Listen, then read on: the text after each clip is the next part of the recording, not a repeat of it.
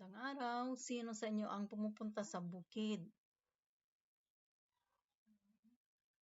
Ngayon, makinig na mabuti sa aking kwento tungkol sa dalawang batang nagpupunta sa bukid.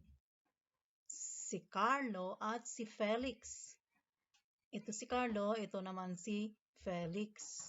Layunin na ikukwento ang nabasang teksto sa pamagitan ng graphic organizer.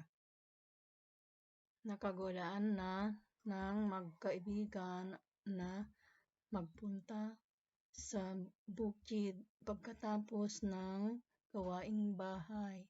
Minsan sa pagdating ni Felix, nakita niyang tulog si Carlo.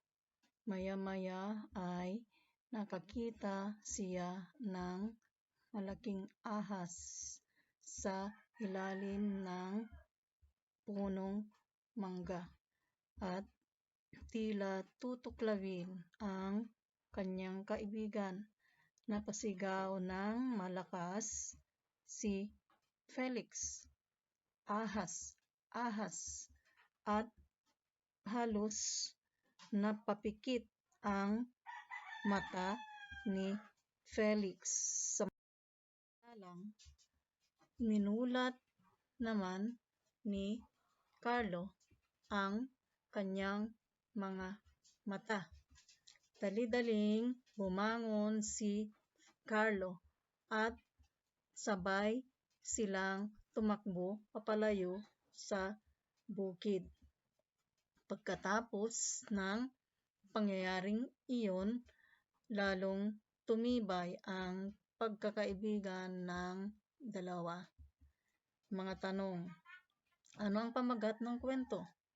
Si Carlo at si Felix. Sino ang mga taon sa kwento? Si Carlo at si Felix. Saan naganap ang kwento? Sa bukid. Ano-anong naging problema sa kwento?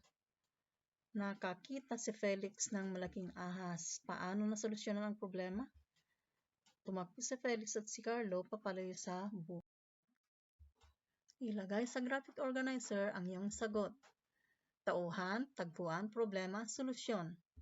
Ako si Ginang Rosalinda Tigadya, bumabating muli sa inyo ng magandang araw. Salamat sa pakikinig.